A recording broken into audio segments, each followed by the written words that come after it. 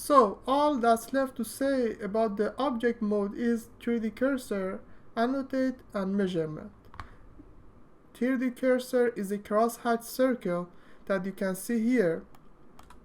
If I zoom in, and Blender used 3D cursor for a couple of things, but the most simple thing that Blender do is for putting the primary objects. For example, if I add an object from add mesh and cube, the Blender is gonna put the cube at the center of the 3D cursor, and this tool is for changing the location of the 3D cursor. And if I activate here and hold on my left click on 3D cursor, I can move the 3D cursor. And for example, if I click X, I can move it along X axis, Y for Y axis, and Z for Z axis. So for now I click on X and put it here, and if I add an object, this time a UV sphere, you can see that my object is gonna created at the center of the 3D cursor. This is one of the usefulness of the 3D cursor. 3D cursor also has other use, but we're gonna talk about them in the future lessons. There is also this transform tool. Transform tool is the combination of the move, scale, and rotate tools, and you can use it at the same as those tools, but I don't like it, so you can try it yourself. There is also annotate tools. Annotate tools is for annotating anything you want in your scene. For example, you want to write that this is an sphere, you can write it an sphere, or you can write it this is a frame, for example.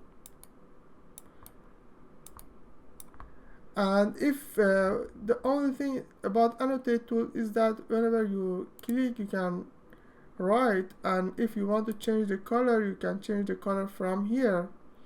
If you would like to, instead of writing on the word, as you can see, this is writing on the word. If you want to write on the surface of the object, you can come from here, because now it's based on the 3D cursor. If I come here and activate surface, I can say write on the surface. For example, I can write on the cube, and my writing is exactly on the surface of the cube. And if I want to write based on my view, for example, I don't want to be at the same place in the 3D viewport, I want to be consistent on my view, I can come here and change it to view, and then write, for example, be noting. And as you can see, it doesn't matter where I go, the be noting is gonna stay at the same based on my view. And for deleting or removing any one of them, by holding the control and left click, you can delete any text you want. For example, I can delete this with control this. Okay. And if you want to write a smoother, you can activate the stabilize stroke. You can see that my writing is gonna be smoother. Okay, so this is annotate. The measurement is for measuring anything in the 3D. For example, if I want to measure what is the width of this frame, I can left click and drag, and you can see that the width of this frame is 1.8. And if I want to know an angle, first I create a tool line, then I hold the place I want and drag, and you can see that now it's showing me the angle of anything I want. This is not very important, I just want to tell you about them so you know that what there are. So, and if you want to delete any one of them, you can click on any one of them and then double click on delete. There is also another thing that I want to talk about, it's called the sidebar. And for accessing the sidebar, you need to come from view and click on sidebar or click on N. You can also come from here and click on this small arrow and the sidebar is gonna be displayed. The first option of the sidebar is called item. The item is actually the object or camera that you clicked on. For example, if I click on this object, this is the properties of this object. We can see that the location and rotation are 0 and the scale is 1. If I click on this sphere, you can see that the location is something other than the 0 because it's not at the center of the 3D view. And it's exactly the same as the object properties. Sometimes you want to use one of these options and also see the properties of the object, so this is the way to do it.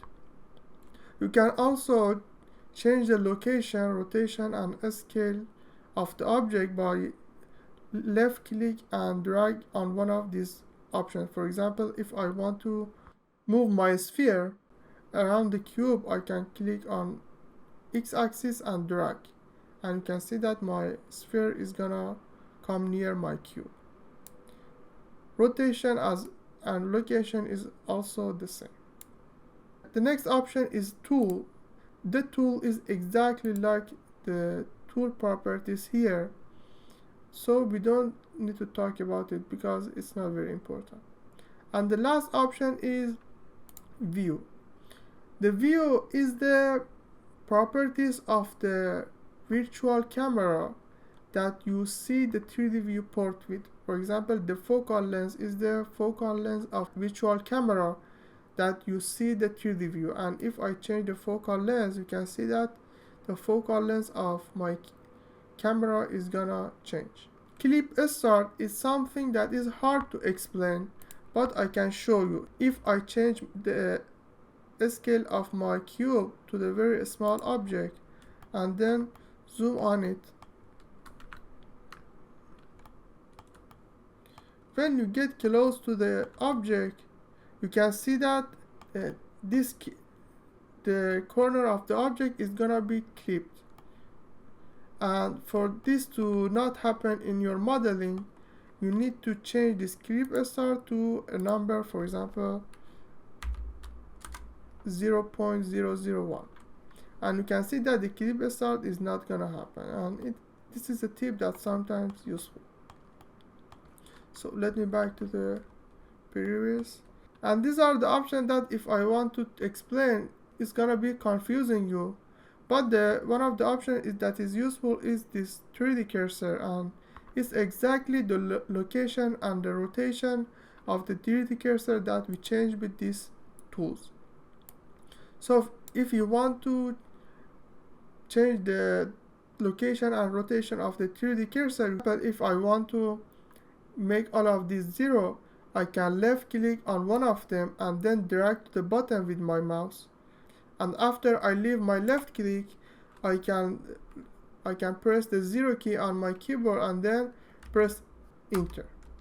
And if I want to 0 rotation again, left click, drag down, and then press key from my keyboard again and enter. And you can see that my 3D cursor is at the center of the 3D. There is also one other thing that I want to talk about. Every time you use one of the tools, for example the move tools and changing the object, there is a option that comes from here, and you can see that its name is move. If you click on move, you can see all the things that you do. For example, you move the cube 1 meter approximately through the x-axis, and you can also change it or make it 0, and if I make it 0, it's like the move is never happened. And you can also change the Y and Z from here. That's all there is to it. I just wanted to say that you don't really need to focus on 3D cursor that much because many apps doesn't even have 3D cursor.